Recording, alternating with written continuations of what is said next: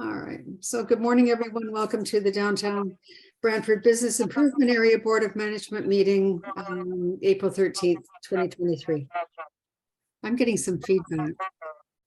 Me too. Okay, well, we'll see how it goes. All right. Annette, I want to do the roll call Barbara Sutherland, here. Lizanna Coster, Here.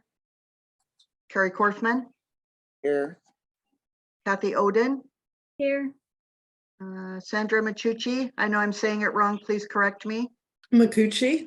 Machuki? Makuchi. Makuchi. Perfect. Here. Raja Singh, Yep, John Utley. I'm here. That's all the board members. Okay, that's good. Thank you so much. I'm still admitting people into the meeting. Oh, we lost Laura. I guess she's coming back. There we go.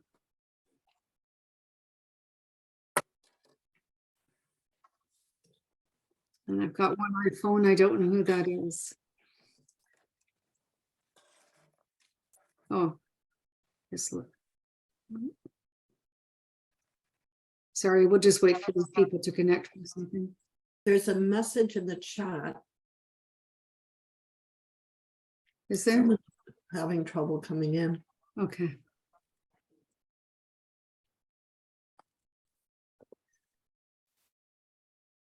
All right. Got Beth. All right. Morning, Beth. Okay. All right. We're going to continue. All right. So item 2.1, the agenda. May I have a motion that the agenda be approved for this morning? Carrie, thank you. Anyone seconding? Kathy, thank you. All in favor?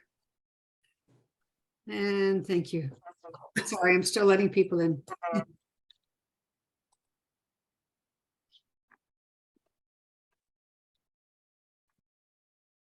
Okay, any declarations of conflict of interest? Seeing none. We have no delegations this morning. Consent items that the minutes of the Board of Management March 19th be approved. May I have a and Kathy and Carrie, thank you. All in favor? Thank you. Approved. That the staff report from March, April be received. Motion to receive. Kathy, thank you. A second. Carrie, thank you. All in favor? Yes, thank you. And moved. Thank you. Got through that. And I think I lost. Some people are having trouble staying in. Okay. All right. And Gurpreet has joined us. David Krang has joined us. Good morning. And all right. I'm not used to looking at this screen again. And Karen has joined us. Good morning. Thank you. Okay, and Gurpreet, I did see your name there. Haven't seen your face. All right. All right, back to this. Morning. Good morning. Items for consideration, 6.1. The Immigrant Memories Project request for sponsorship. Do you want to speak on this, Annette? I'm going to pull on you a few times this morning. Sure.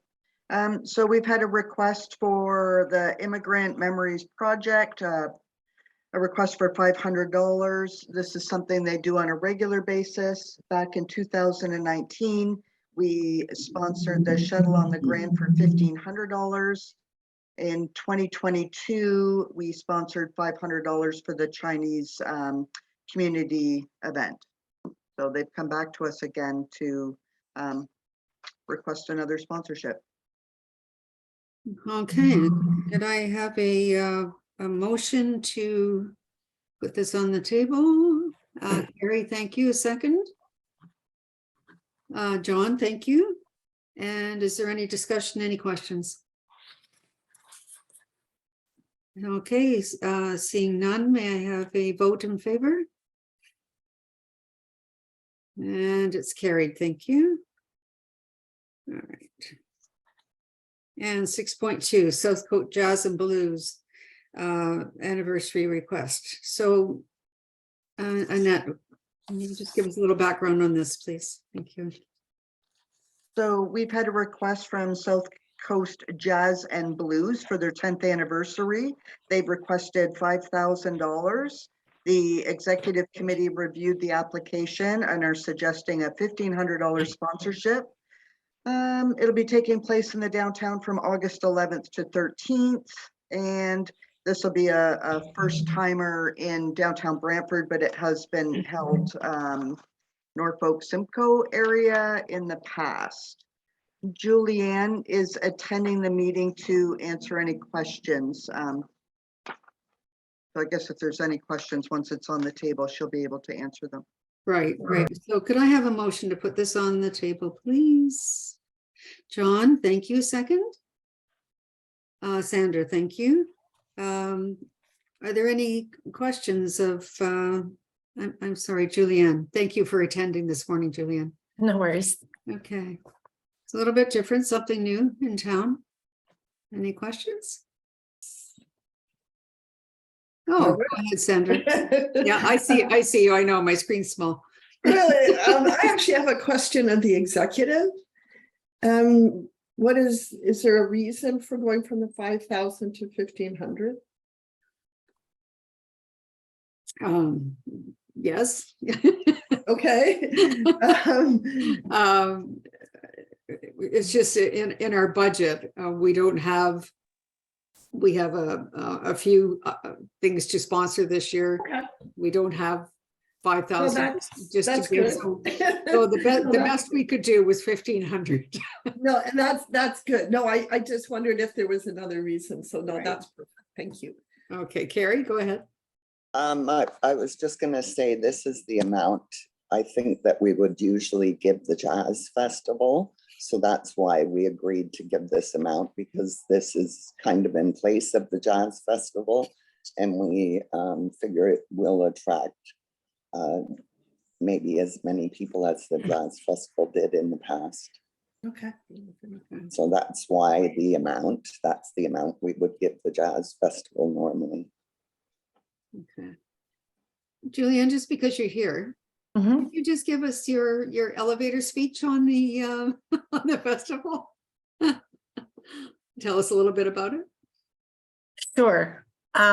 We've been, South Coast Jazz has been going since, I guess, 2014 here in Norfolk County. And we're looking at coming to Brantford, but to do that, we need municipal participation because we're quite successful at getting the provincial and the federal funding. So we were looking to basically replace what we have existing here financially, just, business wise, because it doesn't make sense to come to Brantford if we can't replace that funding that we might lose here, because we'll be hiring local performers from Brantford, obviously, if we're coming into Brantford. And that would probably eliminate at least some sponsors. Some would stay on because they're diehard and they've been with us for 10 years, but we would lose some. So we're looking to replace $10,000 to $15,000. And also the Sanderson Center is something that we're looking at. We're looking at multiple venues. But the Sanderson Center is a union theater, as we all know, and it's a little bit harder for the not-for-profits and the charities to be able to come in and work with that, especially on a 3-day basis. So we're looking at all different sorts of venues. So we're basically trying to get to that point where we can replace the participation that we've had here in Norfolk County in the past, which is around the $10,000 to $15,000 mark. If we can achieve that, then we'll have a much easier time of coming to Brantford, obviously, and putting on more events there. With the timing of the Jazz Festival not happening last year or this year, or seemingly no plans to at least rent the Sanderson next year, we thought it might be a good time to move to Brantford. I'm originally from Brantford, so it's nice to come home. We have been quite successful with the festival. To get back to the actual question, we started running here in 2014 in some different wineries and stuff, and we sold out very quickly. Our first official show was at the Port Dover Arena, and it sold out. It was with Holly Cole. And then from there, we basically the infrastructure is just not where we need it to be at this point in time, because we've grown and we'd just like to have more options of having indoor and outdoor seating. At first, it was all about the indoor because our audience is a little bit older and they would like a seat, and some air conditioning to have a glass of wine and sit down and watch. But with COVID, we found that was a little bit different last year. No one wanted to be inside. And of course, there was a COVID outbreak right before, right down the street. Even the hospital was closed before our event last year. So we were looking at an indoor-outdoor situation with Harmony and Sanderson Center, and we are in chat and we are partnering with Glenhurst Gardens as well. And we're also looking at other venues in the area as well, looking to come there. We rocked the online in 2020, 2021. We were recognized by the Wall Street Journal as one of the best festivals internationally to watch in the world. We were the only one in Canada to get on that list. I turned it into a television show. So we actually used the Sanderson Center and we rented that and we created a live off the floor performance. And then I sold it in 2021 to Stingray. So now you can dial up the South Coast Jazz Festival anywhere in the world for the next 5 years and watch it on your TV, VOD, and it was bought by LG TV as well. So we're looking to kind of do the same thing, set the stage for another recorded performance, and we need to be able to pay for that. We're running at about 6 figures per main event now. And it's a fairly large operation. It's a fairly prestigious and well put together concert. It's pretty high level, as high level as you can make it around here, I think. The Sanderson Center is a gorgeous venue and I love all the people there. I grew up on that stage. So, I mean, obviously Brantford's home for me, so it's a bit of a soft spot. Thanks, Julian. I really appreciate it. Any questions of Julian before we take the vote? No. Okay. All right. So the motion is that the Dbbia Executive Committee recommends the approval of 1,500 sponsorship for the South Coast Jazz and Blues event taking place in the downtown August 11th to 13th, 2023. All in favor? And it's carried. Thank you very much. All right. Thank you. Thank you, Julian, for attending. You're welcome to stay. Okay, 6.3, Main Street RM and Analytics. Annette, would you take this one, please? Sure. So the OBIA, the umbrella group for BIAs in Ontario, has worked with a partner and they've created this Main Street RM. It's a program that we can purchase that will track all of our members.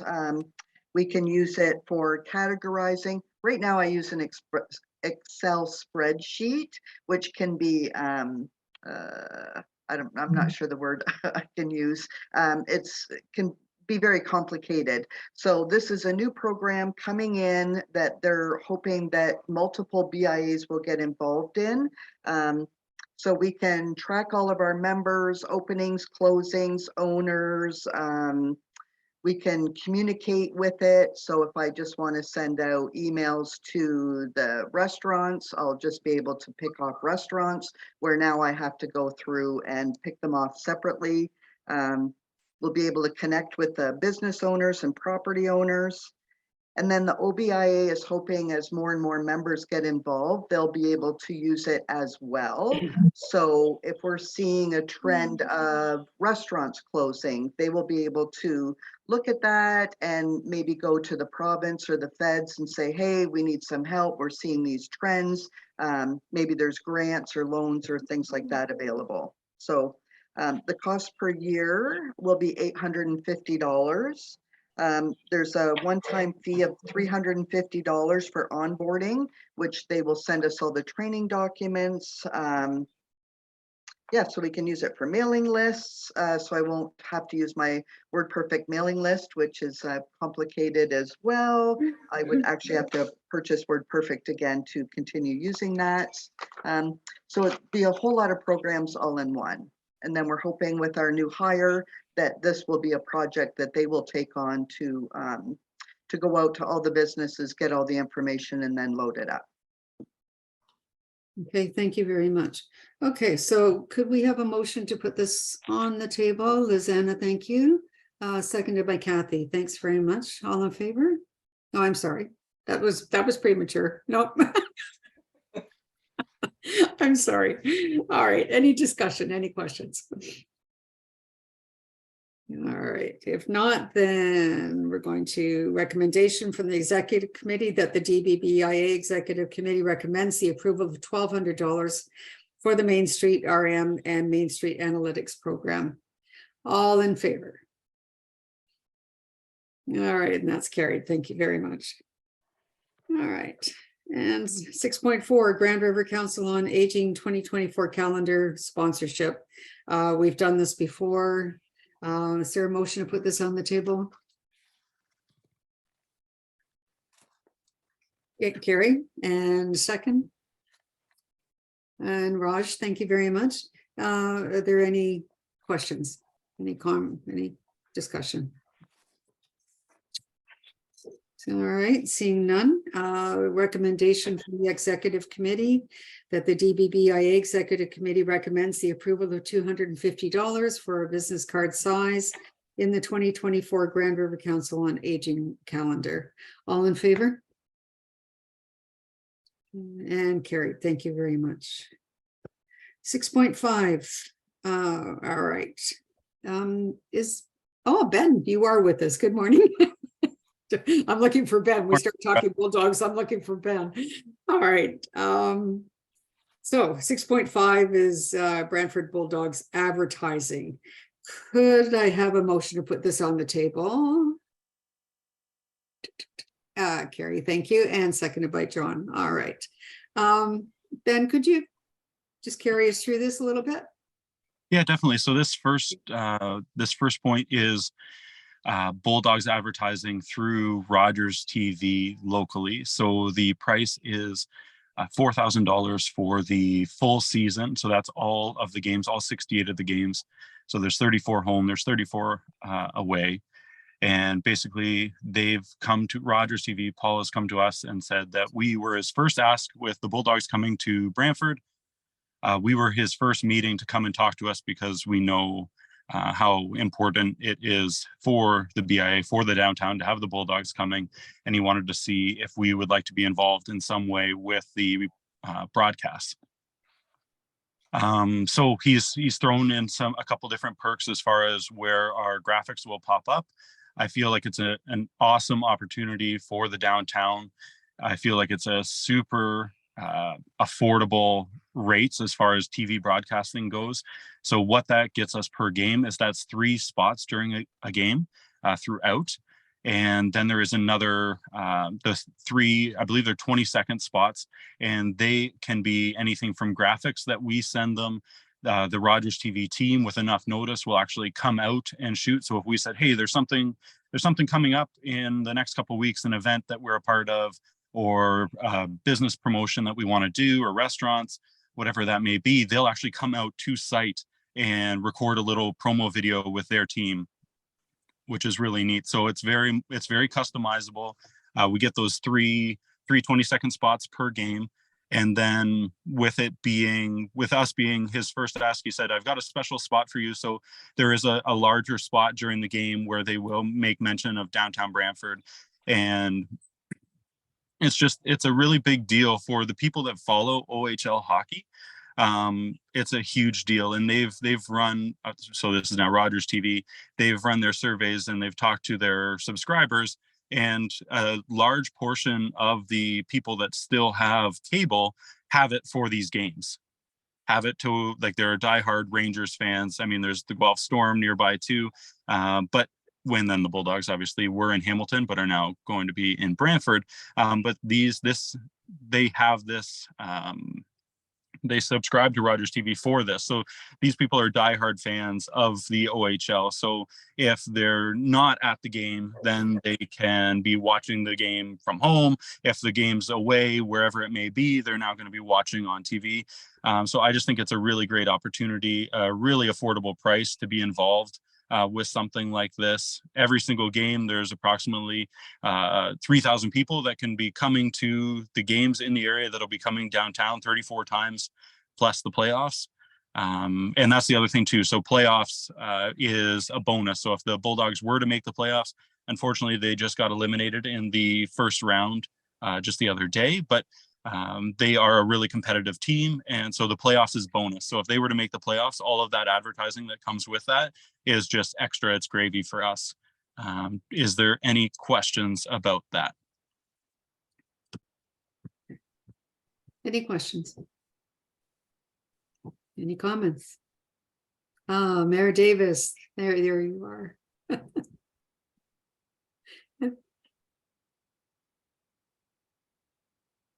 Sound. I think your sound is off, Mayor Davis.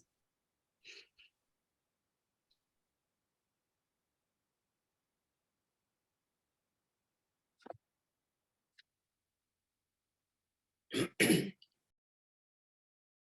you hear me now? Yes, we can. Okay.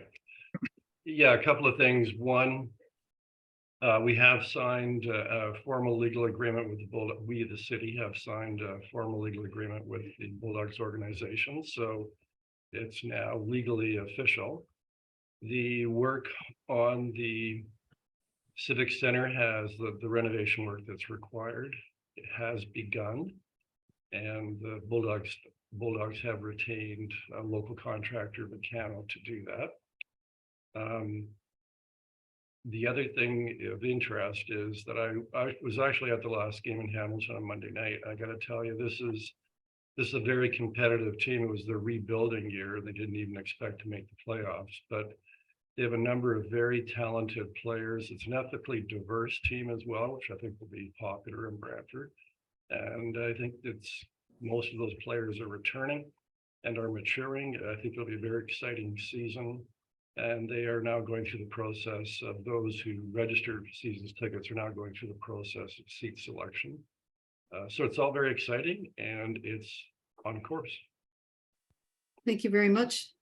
Thank you very much. Any other questions, comments?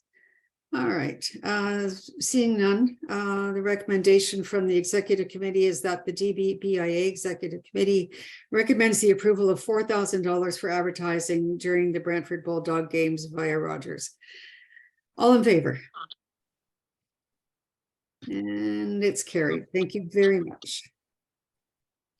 All right, Brantford Bulldog season tickets. Who wants to speak to this, Annette or Ben?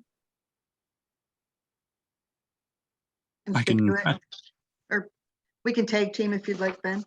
Sounds good. Do you want to go first, Annette? Sure.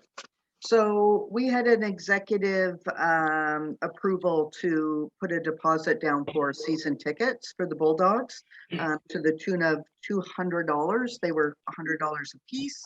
So now the ticket sales are coming up, and I wanted approval from the board as a whole to move forward with this. So season tickets for the sidelines would be $851.33 plus HST, or the end zone would be $730.97 plus HST. The executive is recommending the sideline tickets. Once we are in receipt of those tickets, Ben would be all day breakfast would be working on some contests on how to distribute these tickets. So we could have, how many tickets did you say, Ben? 34 to? So there's 34 games and we would have 2 tickets per game. Right, okay. So we would be doing contests for those, trying to up our followings on social media and that kind of thing. So I'm looking for approval to move forward to purchase the tickets. And if I could, Annette, I just want to talk about the plan as far as using those tickets and for those contests. The idea is to pair those tickets. So we right now the plan, and that could change. The plan is to do like a monthly contest that we give away all of the tickets for the month, just so that we're not like everybody gets lots of heads up for the games that are coming. But the idea is that every pair of tickets that's won comes with gift cards to a restaurant, gift cards to a store, gift cards to just the local businesses in our downtown to really create that full experience. So it's not something that they're driving past or through or around to get to the Civic Center. It's now a night of fun that they get to experience downtown with our businesses. We have so many restaurants to be able to promote and be a part of this, that we're going to be able to create some really neat experiences leading up to the games. And we've had a lot of really great response from the businesses that we've talked to just in the early stages about this. So this is something that everybody seems to be really excited about, and we're looking forward to. So again, that's we'd be doing these monthly giveaways, and somebody would have the chance to win a pair of tickets for a game, and plus gift cards to different restaurants and shopping places around downtown for that evening, or to use anytime, but ideally it's used the night that they go to the game. Okay, thank you both very much. All right, may I have a motion to put this on the table? Lizanna, thank you. And seconded by John Utley. Thank you very much. All right, is there any questions about this particular motion?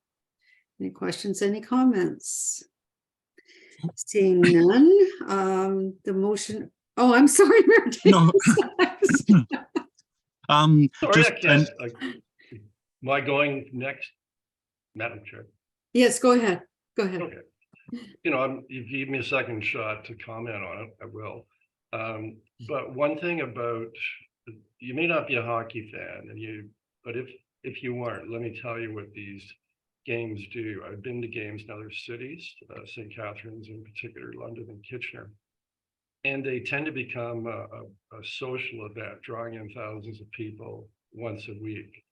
And the auditorium at the Civic Center, that's part of the renovations. It will remain open for public meetings, but at the same time, the game nights, it'll be like a lounge.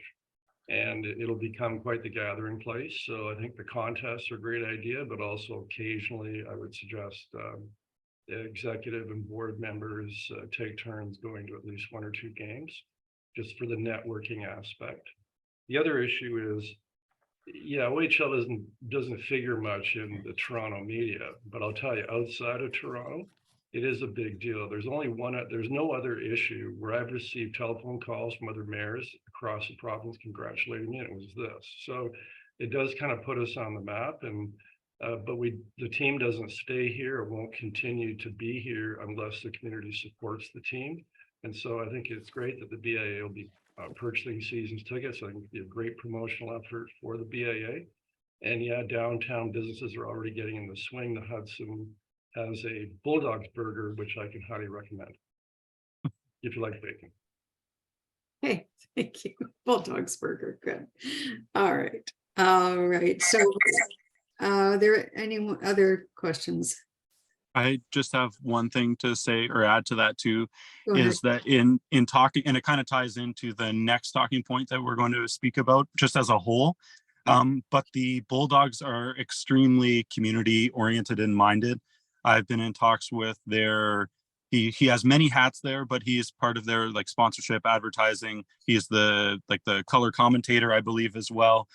And he's just, they want to be involved with the community. I asked him about having their mascot Bruiser coming downtown, and he's like, oh yeah, just like name the date and we can make that happen, and we can get them involved in businesses. And they want to bring their players that are here, that are part of the team, obviously, and have them come out to businesses and do meet and greets and signings and really get involved with the community. So I think that doing these things that we're talking about, the point before this point, and the next point, I think just really encourages our love of the team, and they're more likely to be involved with the things that we do. And the more, like, I think it's just going to be a really, really strong relationship between the downtown and the Bulldogs. Excellent. Okay. Any other comments? All right. Okay. So seeing none, the motion reads that the DBBIA Executive Committee recommends the approval of $1,724 plus HST for the purchase of 2 season tickets for the Brantford Bulldogs. The tickets will be used as part of a contest promotion. When we take the vote, all in favor? And that is carried. Thank you. All right, 6.7, Brantford Bulldog banners. Annette or Ben and both? Do you want to just explain this to us for a moment? I'll start. Ben can chip in if he needs to. So the executive committee is considering the approval of $5,000 for the creation, design and installation of downtown Brantford, home of the Brantford Bulldog banners. We would put them up on Lauren Bridge, Icon Drive, and Market Street South, which is around the Civic Center. These banners could go up, I guess the Bulldogs will be here from September to April, I'm guessing. And then our regular winter banners would go up, or the spring banners, whichever, would go up in the interim. So $5,000 would get us approximately 24 banners. I'm not sure of the quote that Ben received for that. Okay. Anything further, Ben, as an explanation? No, I think that explains it, and it was for 24 banners. Okay, thank you very much. We have a motion to get this on the table. The Lizana, seconded by John Utley. Thank you. Any questions about the banners? Questions, comments? No. All right, seeing none. The motion reads that the DBBIA Executive Committee recommends the approval of up to $5,000 for the design, creation, and install of downtown Brantford, home of the Bulldog banners for the Lauren Bridge, Icon Drive, and Market Street South. All in favor? And it's passed. Thank you very much. We've become Bulldog Town. Mayor's happy. All right, 6.8, strategic plan. John Utley. Thank you, Madam Chair. There's not a lot to report. I'm fresh back from the UK with a top English accent again. So there's the first of 4 training sessions for the strategic plan members. The first one is today at 10 o'clock, and then following sessions on the 27th, and then May the 11th and 25th, which is on the agenda.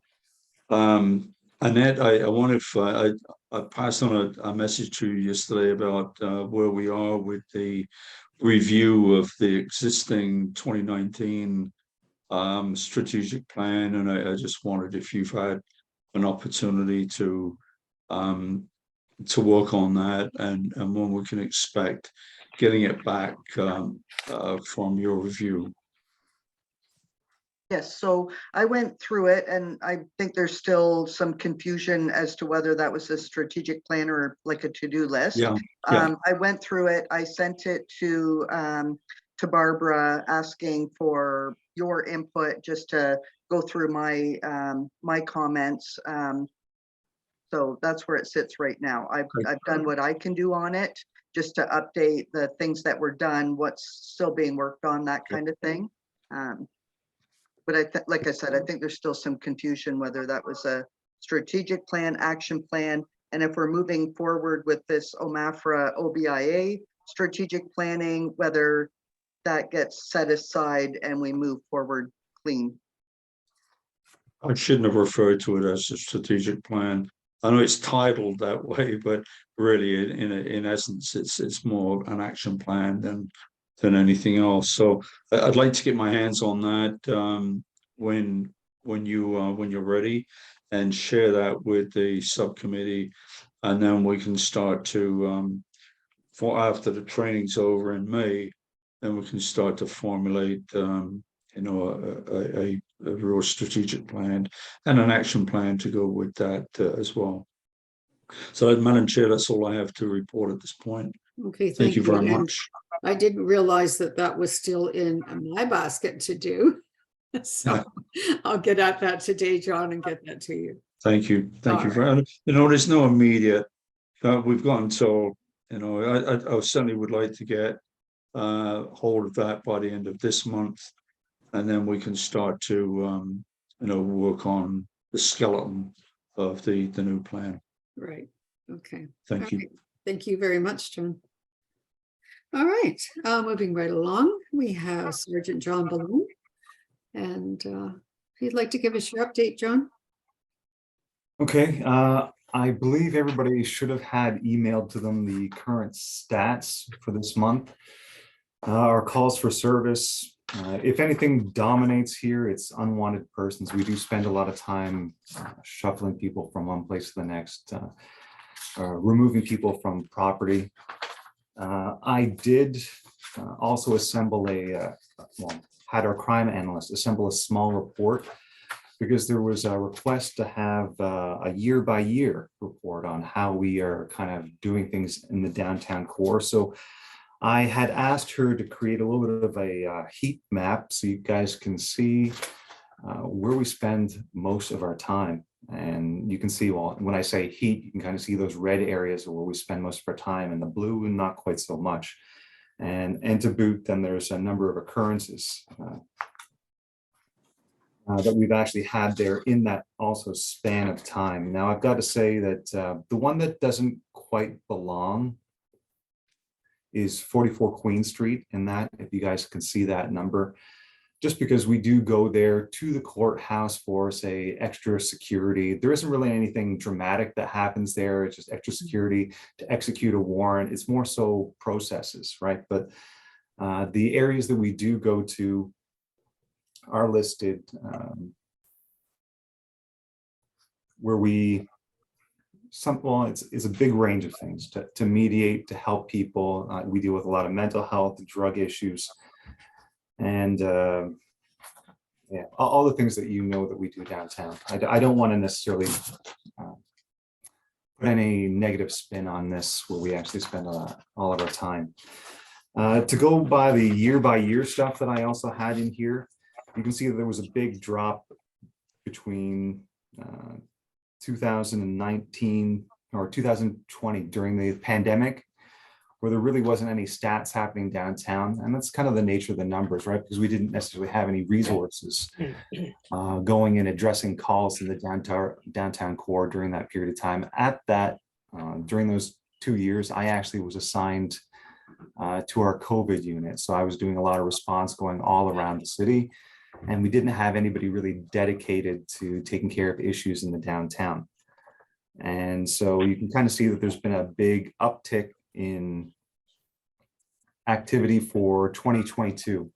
And that would be largely because a lot of the problems that we do have downtown are now being addressed. So we are creating stats and trying to address those problems. It doesn't necessarily mean that we have more problems than we ever have before in the downtown. Right? I don't want people to see the stats in that way. Did you guys have any questions about what we had produced here? Go ahead, Carrie. Carrie, go ahead. Just holy feedback. Do you hear the feedback? I just want to comment. You know why, Carrie? I think, Okay. sorry, you're on the screen twice. You've called, I think I have. Can you close the one? I closed the other one. Okay. Can you close me on the other one? Yeah, I think that's where it's coming from.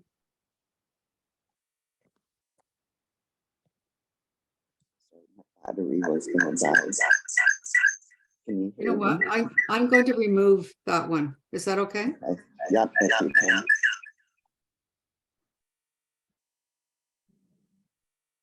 Okay, is that better? Much better. Much better. Okay. I just want to comment. I know the location of my restaurant is listed as #1. So it, and I realize we do have a lot of problems around that area, but it makes it seem like it is the height of action in the downtown.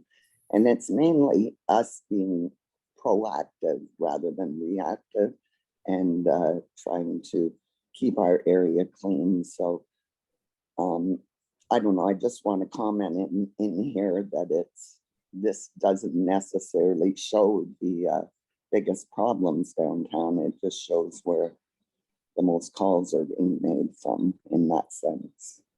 Yeah, that's a very good point, and I agree.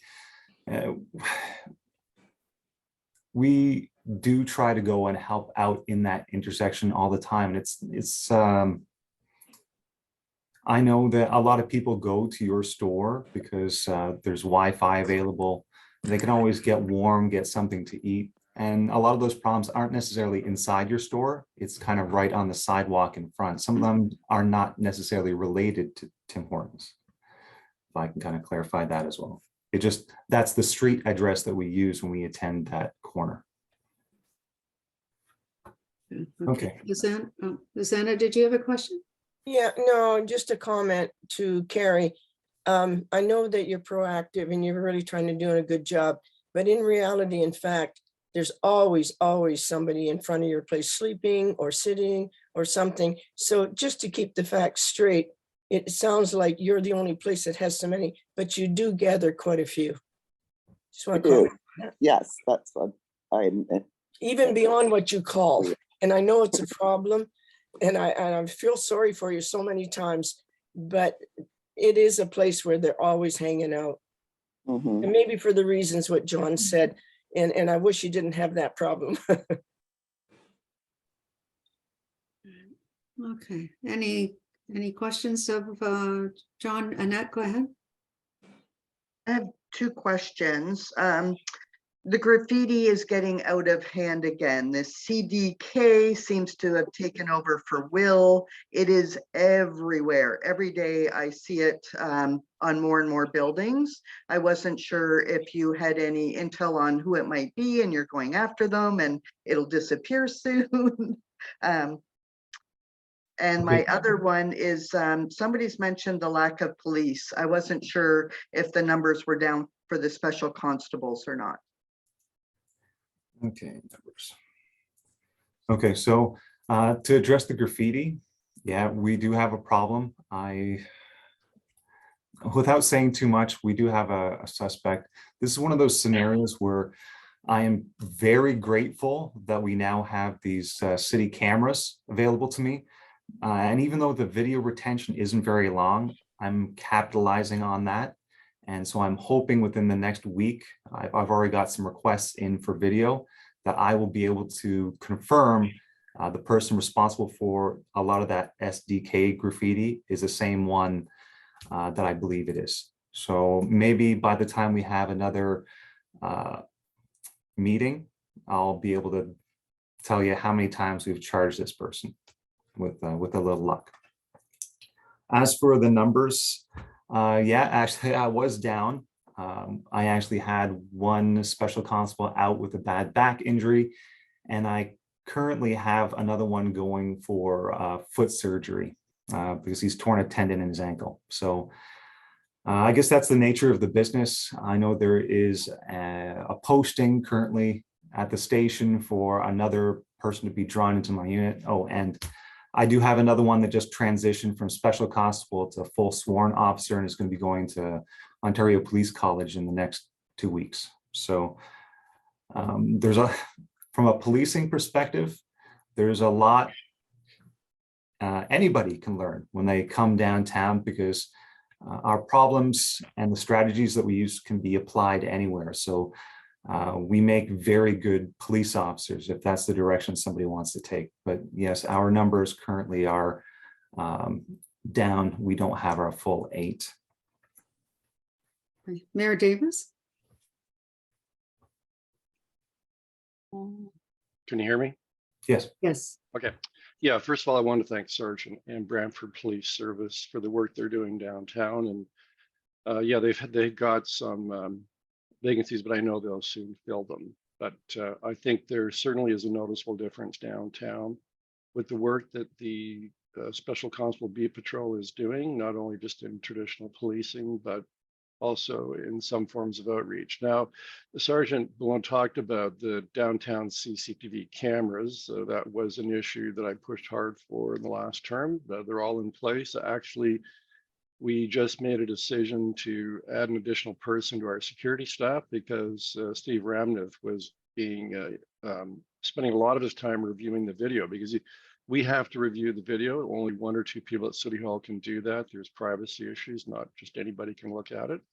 And so we're going to add a staff person to assist Steve so that we can respond more promptly and accurately to requests that come into us, mainly from police services for the video evidence, which as the sergeants confirmed, is an important and integral part of doing police investigations downtown. Yesterday, the province announced some additional monies for the city of Brantford. I think it's about 1.4 million, and that's to be used for homelessness programs and services. And so this was money that had been announced in the budget. We just didn't, provincial budget, we just didn't know how much we're going to be getting. So we now know, and social services staff will be presenting to I think the next meeting of Social Services Committee, how they recommend those monies what those monies be used for. And I'm sure it will involve the enhancement of some of the programming in and around the downtown. So that's a bit of good news, I think, for the BIA that the city and the province are devoting more resources to ensure that those who live and work in the downtown feel safe and secure. Thank you, Mayor Davis.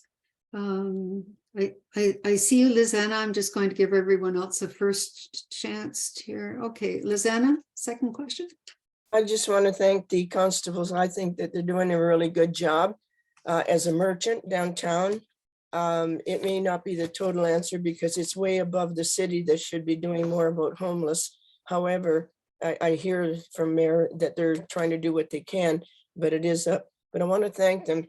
And if nothing else, I know that John said they move around, but at least they don't stay in one place as long. And that maybe is a real help to downtown. It's not that they're there for hours. It's not the total answer, but it's really been good with the constables. So I just want to thank them very much. Thanks, Lizanna.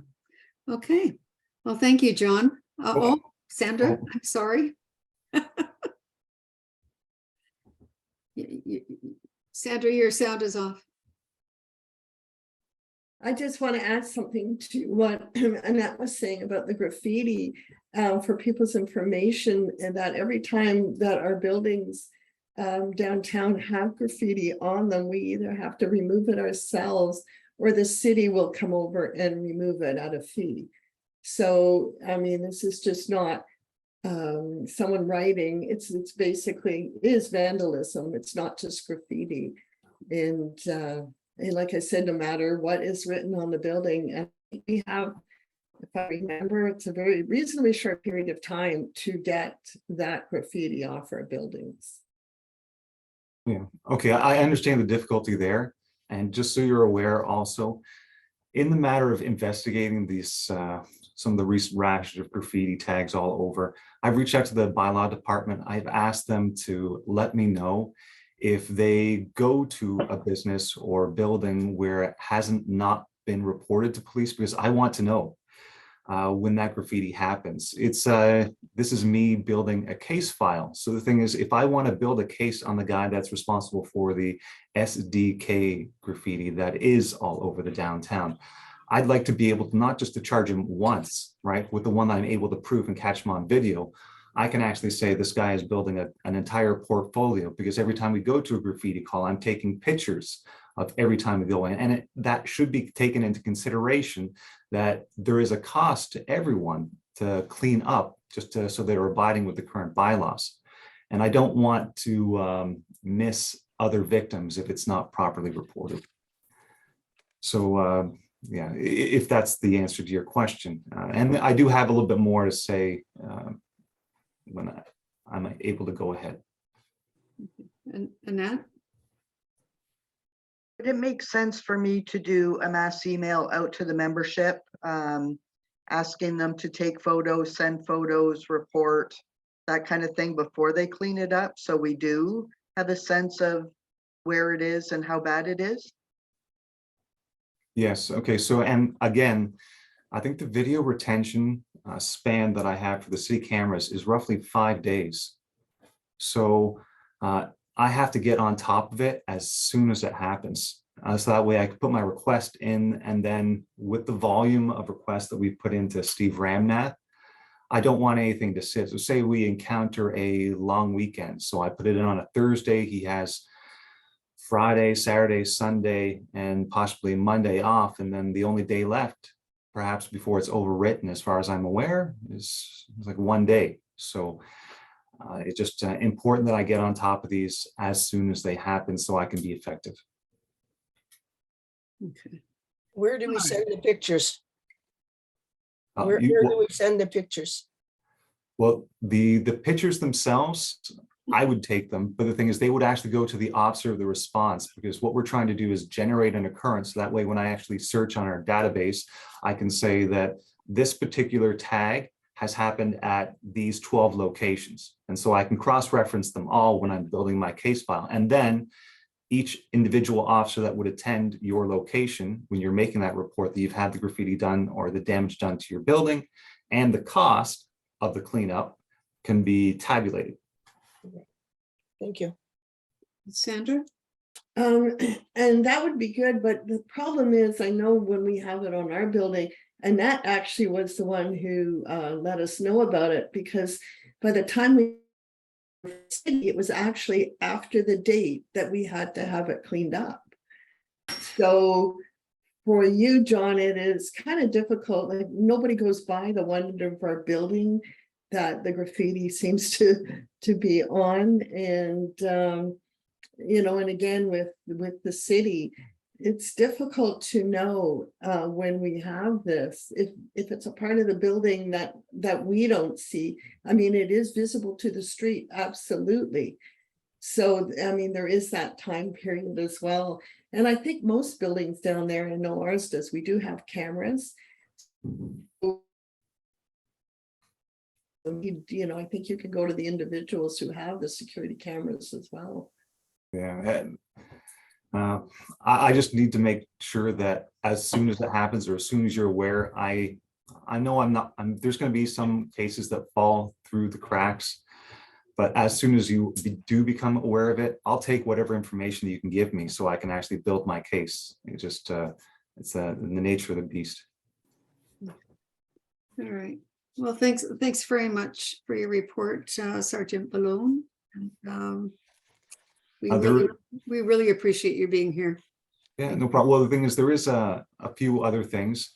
I know go ahead. we have talked a little bit about the Bulldogs coming to town, and the Civic Center is in close proximity to a lot of the encampments that we've been dealing with, or last year, because they're all along the Grand River underneath the Lorne Bridge. So I think there's going to be I want to let you know that there's going to be some type of strategic meeting to see how we can better protect that business as it comes to town, because I've got some high hopes for the core and the economic kind of stimulus that's going to be coming with it.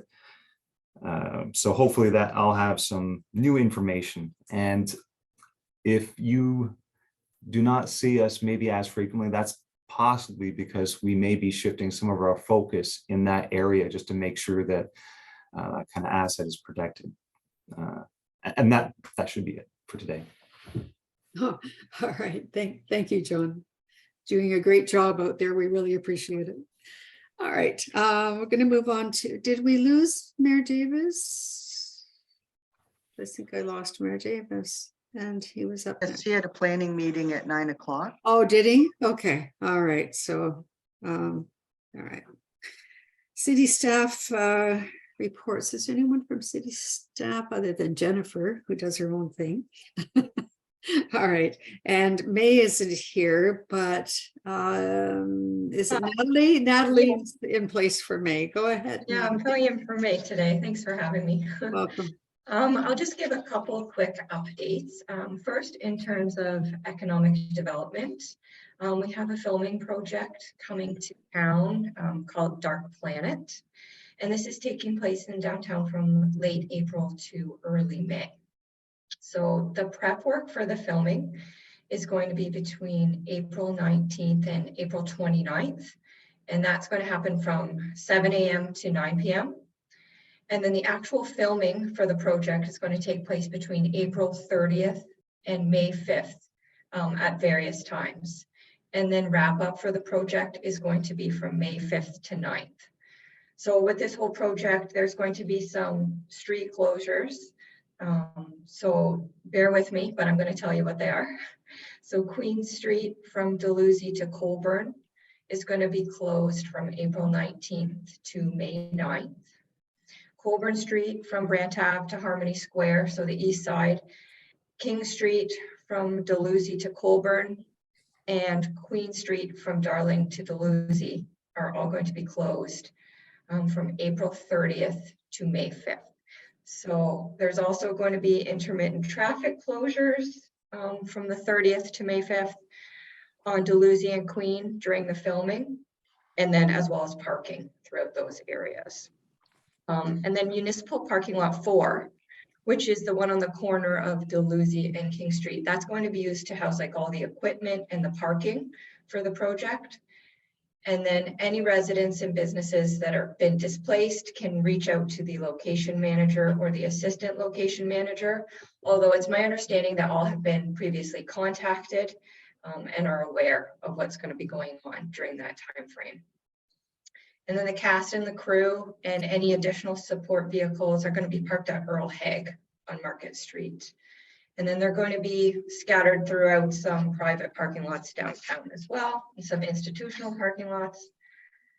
And as a kicker to it, it's important to note that the production will be using special effects and noise in the form of explosives, pyrotechnics, fires, burning, simulated gunfire, mock weapons. There's going to be fake officers, vehicles, drones, UAV, and some simulated street brawl. So it's going to be pretty action-packed, I think. And then exterior settings are going to be kind of dressed up to resemble a bank. So a noise exemption application has been submitted by the production company, okay? Just so everybody's aware. And then in terms of the Business Resource Center, it's launching the intake for the Starter Company Plus grant program next week on April 18th. And this is the provincially funded grant program for small businesses who are either looking to open a business, expand a current one, or buy an existing business. And a lot of past participants in this program have opened their businesses downtown. So this is where it guides the applicants through a series. It takes 7 weeks. They go through 6 workshops and they work one-on-one with the business consultant to complete a business plan and an accurate financial forecast. And then from there, the applicants can pitch to a panel of local grant committee members and can be awarded the $5,000 grant to kind of help kickstart their business. So our year has just turned over for this, and we have 11 grants to disperse by March of 2024. And then the BRC is also in full marketing mode right now to promote the Summer Company Student Grant Program. So this is another provincially funded program for students between the ages of 15 and 29 for a chance to run their own business for the summer with a crucial startup support, including $3,000 grant funding. This also comes with in-depth mentorship, obviously, because these students don't really have any background on running a business. So they work one-on-one with the business consultant throughout the whole process. And applications for this program are open to May 15th for all university, college, and high school students who are returning to education or to school in the fall. And we currently have 10 grants to give out for the Summer Company program. And that's everything. Oh, that's wonderful, Natalie. And the filming sounds really exciting. Yeah, it should be pretty action-packed from the sounds of it. So. Great. Go ahead, Kathy. Natalie, through our chair, I just want to confirm the time period for these simulated noises of explosions and gunfire. Is it only that first week of May that will be happening? I need to be clear. I believe will be when the filming takes place from April 30th to May 5th. Okay, thank you.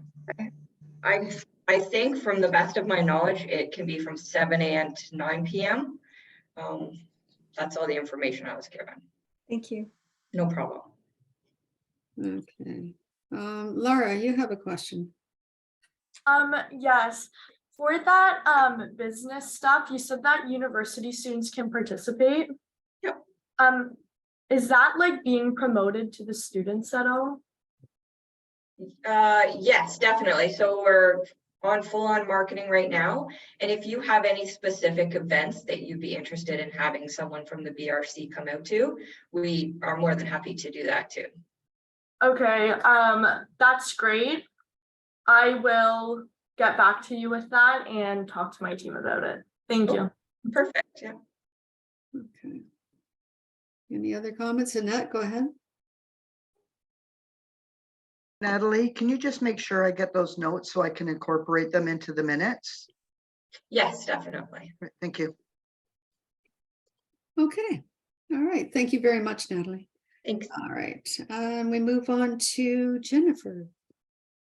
Morning. Good morning, everybody. I'm just going to do a recap of last meeting. So by now, everybody should have, all the volunteers on the BIA should have received an invite to the volunteer appreciation on Monday, April 24th. If you haven't received that, please reach out to me directly and I'll make sure you get an invite. It's from 7 to 9. We have a Practically Hip band and a Garth Brooks tribute band and some giveaways and some other awards that are happening the evening of. Then we've got the 99-day out event for the 55+ summer games on Wednesday, May 3rd at the Beckett Center from 1 to 3. So if you're able to attend that, the invitations are going to be going out this week and a media release will be going out hopefully next week. Then there's Wheels on the Pavement at the Civic Center on Sunday, May 28th. That's going to be an exciting event. Last year we had about 3,000 or 4,000 people show up for it. So that event is gaining traction. And then the Central Park grand opening for the playground, it has been moved to Friday, June 9th. And that's going to be with the students. It's going to be on a Friday. It's going to be a pretty big celebration. So if anybody's in the area and wants to drop in, more details to come on that. And then everything to do with Canada Day and all the fun stuff in Harmony Square, I'll touch on next month. Okay. Any questions of Jennifer? Oh, Carrie, go ahead. Yes, Jennifer, I saw your application for the Harmony Square vendors, and I'm just confused with the size, because in there you said that they will have 25 square feet, but they're only allowed a structure of 3 by 6. I know the small tents that everyone uses are 5 by 5. So would those be allowed? Yeah, like the area is up for grabs. So basically, if you're looking at the flagpoles in between the 2 columns, that's the area where the concession vendor goes. Okay, So it's quite a big area. Just you said the biggest structure that you can have is 3 by 6. Okay, let me look at that and make sure that that's corrected. Okay. Are you interested? I'm not sure, but just thinking that most people that come would bring a tent of that size. Okay. Yeah. Okay. All right. Thanks very much, Jennifer. And Laurier, we have Laura, I believe, reporting from Laurier or not? Yes, I think the first one's Beth though, and then me. I don't see. Oh, Beth, you are on the screen. I am so sorry. That's okay. That's okay. Good morning. Thank you. Yeah, not a lot of updates from my end. But I do want to start off with a thank you to the BIA. We had our recruitment and admissions team hosted a successful open house over the March break for prospective Golden Hawks and their families to tour campus campus, and we really appreciate people putting out a little extra effort to make people feel welcome to the community. And they were all very pleased with the results of the day. Classes have wrapped up and we're into the exam period. So busy time for students, and seeing I know every quiet corner on campus, in every building, you see people with their nose in their notes and getting ready for exams. So exciting to see that another term has flown by. Brantford Convocation is coming up on June 6th. So we will have 2 celebrations that day, a morning celebration, Chancellor's Luncheon to celebrate a special honoree, and then an afternoon convocation celebration. All of those will always be at the Sanderson Center, and closer to the date. Annette, I will send you the details around the parade, and just a reminder again that if folks want to give their sidewalk an extra sweep or put out some balloons or a sign to congratulate the grads, that's always appreciated. We do have plans to put a new sign at the tail end, the east facing end of One Market. So that's the side with the mural. So it would just be basically the Laurier logo. That's kind of from Dalhousie Street, your entranceway into the campus district, but we're a little incognito there. So we just want to put a pretty basic logo sign up there just to let people know they're entering the university district. And then I just wanted to acknowledge from what Sergeant Malone said, and also about the summer jobs stuff. We have a website called Navigator that current students and alumni can access for job and volunteer opportunities.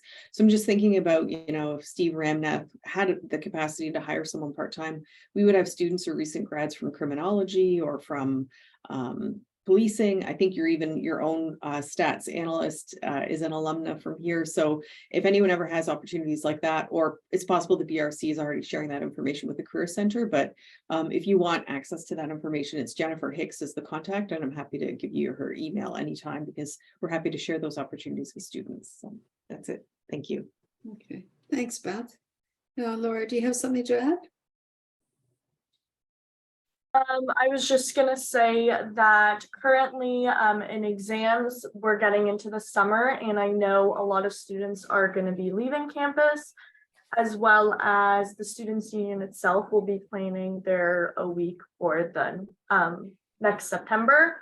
So I feel like a lot of you guys will be contacted for that a week stuff, and that was really it. Okay, thanks very much. All right, we'll move on to Karen. Hello, everyone. Thank you very much. I would like to introduce Rupinder Kaur, who's been here on our meeting.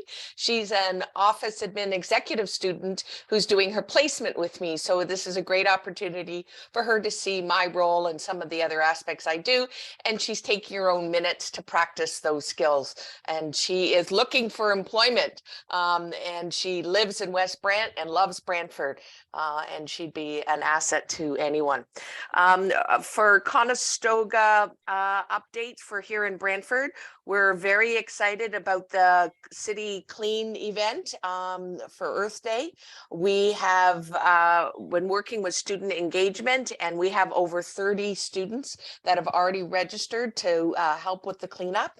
We will be cleaning up around 274 Colborne and 50 Wellington between about 10:30 and 1:30 on Friday, April 21st. We are still in the middle of classes with some students having their final exams next week, and then the winter term will be done. We have a very strong spring term that will be starting on May 8th, where we will have a lot of new students arriving, starting their programming. We have 2 new programs starting here in Brantford. One is on sensory loss intervention, and another one on management and leadership, 2 grad certificates. So we're very excited to welcome new students to those programs. Students who have done their first semester in the winter term may not even be in their may still be in their home country, but the expectation for semester 2 is that they be here in Brantford. So there'll be a lot more faces, are both second semester students and first semester students. And I think that is all for my updates, unless there are any questions. Any questions of Karen? Seeing none, thank you. Oh, go ahead, Carrie. I just want to ask Karen, do you have a department or resources for the students for job search? I know a lot of them are desperate for jobs. They have to come and they have to earn money to pay for. Oh, I know.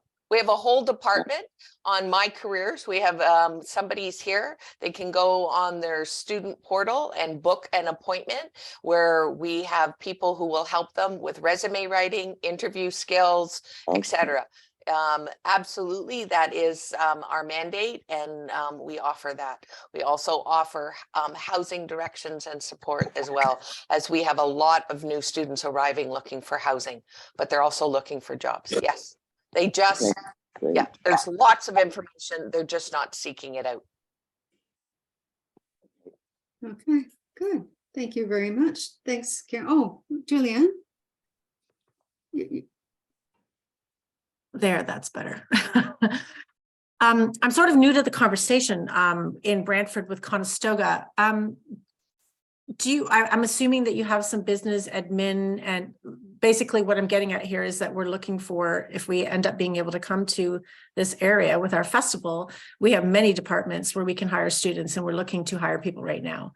We usually hire between 80 and 100 local people, and we usually bring in between $80,000 and $200,000 of tourist expenditures during our main event. We are currently right now looking for, I don't know if this applies or not, Karen, but business administration, business development, and even an operations manager. If there's anyone that would maybe suit those areas. There's also many other departments. Perhaps we can chat, question mark. Yeah. Julianne, can you please email me, and I'm going to connect you with our portal for employment so that you can post directly up there all your needs, because that's where students go. Okay. Okay. Thank you. Raj, go ahead. It's for Julian. Julian, if I can have the email as well, like a lot of students come to me for the jobs, they are looking for the jobs around, ideally in immigration and, newcomers and already pass outs, they come to me and they are searching for the jobs. I can, direct them towards you so they can, if they have any chance, they can get it. Great, thank you. Raja, if they're Conestoga students, please direct them to the employment portal, because there's lots there. Right. I'll do that, Karen. I generally does that, but I was wondering if there is any other opportunity as well. Okay. Thanks a lot. And I'd suggest Julian and well, Julian, anyways, you get in touch with Annette, and she can give you the contacts for Raj and Karen. All right. That was good networking. It was great. All right. External committee updates. We're almost done. Economic development, tourism, and cultural. Carrie, anything? No. Okay. Brantford Heritage Committee. Sandra, anything? No, it was awkward because the only thing on the agenda I had to recuse myself from, so I didn't attend the meeting. Hopefully that's off the agenda for the next one. Okay, all right. And Chamber of Commerce Committee and Nat, and I see David's joined us today too. Do either one of you have anything to comment? I don't have anything. We have our regular meetings where we approve new members and things like that. We do have a common new member being Candy Intimates on King Street. I'll be visiting them this week with a welcome package. David, I didn't know if you wanted to talk about the tour that you're setting up with the BIA. Yeah, sure. So as part of planning, preparation, knowledge gathering, I guess, I've arranged a tour with Barbara and Annette and our chamber volunteers of the Guelph Consumption Treatment Services site. So we'll end of May rather.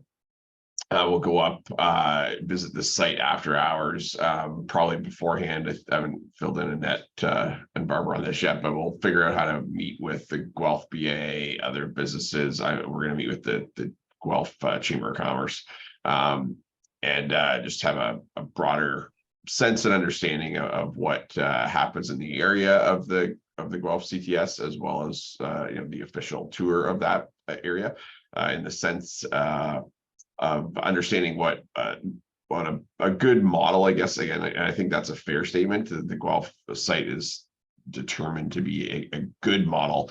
Not that there's not better ones or better opportunities, but we are knowing that the drug strategy has a targeted goal this year of selecting a site for a supervised consumption site in Brantford. I think we should be prepared for that discussion.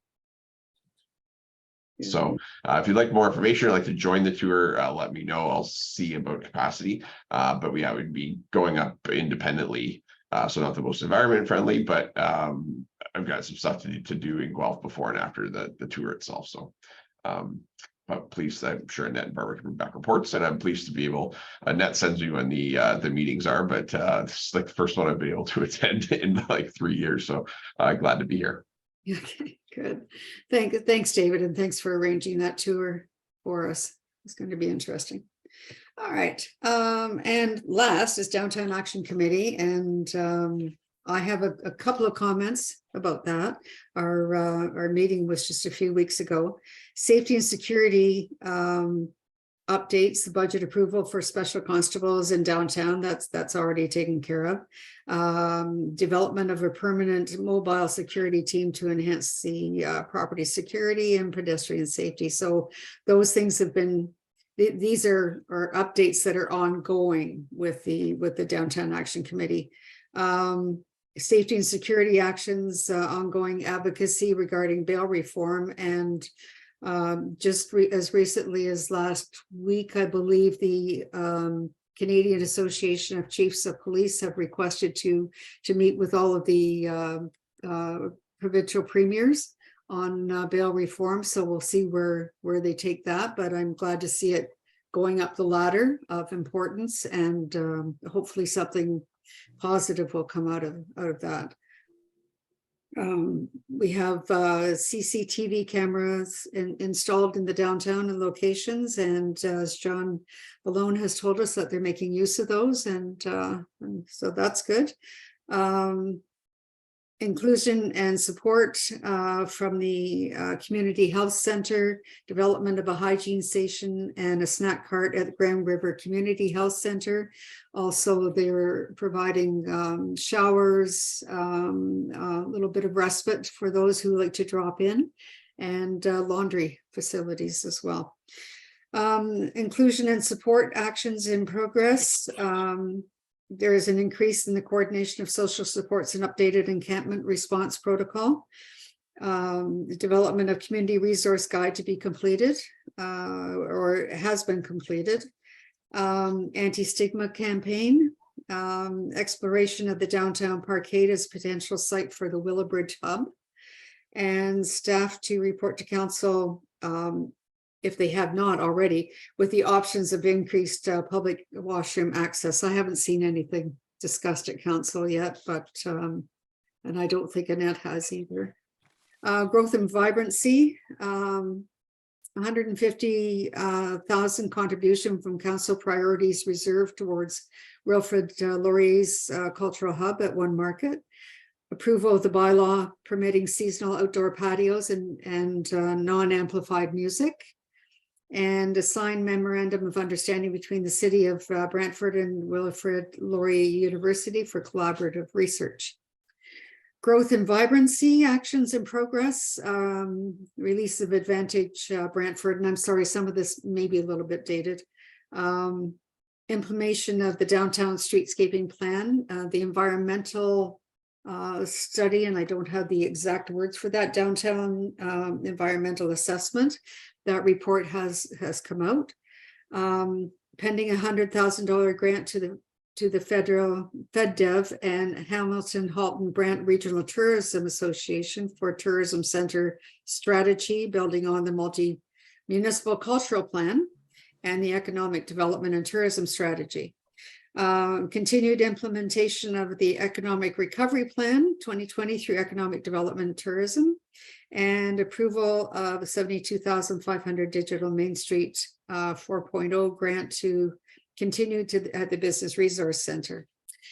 At the meeting, we also had a huge conversation about the parkade and conversations about damages there, graffiti, some disruptions, and city security is moving back to the garage. I don't know a date on that, but they are moving back, I think, to the 3rd level.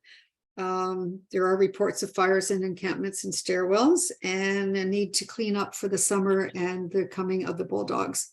So that's, the city was going to take that away and report back to us at our next meeting. Okay, any questions? I don't know if I can answer them, but go ahead, Lisanna.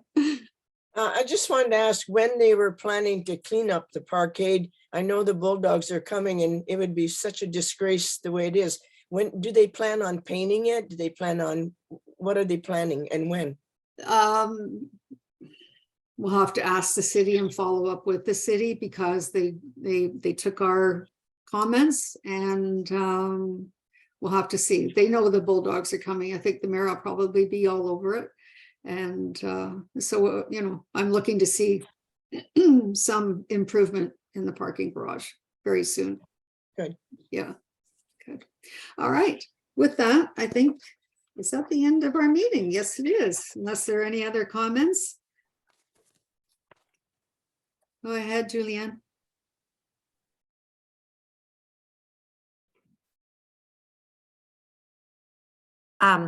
Just wanted to thank everybody because this has been a very quick turnaround. I'm hoping that it can happen. I don't know if it is, but I just wanted to thank everybody in Brantford. We very quickly were connected via Jen Middleton, who put us in touch with Annette and the special events, and everyone has been incredible. So for that reason alone, I hope all of this hard work that we've been doing, I hope it can, you know, materialize.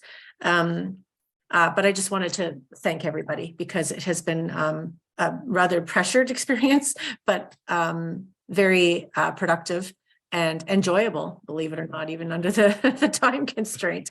So I just wanted to have a shout out and thank you to everybody for that. Well, thank you, Julianne, and thanks for attending today. Okay, if I could have, we all have, several of us have another meeting to run to, so I'm going to ask for a motion to adjourn. Kathy, and seconded. Carrie, all in favor? All right. Thank you, everyone. Have a good day.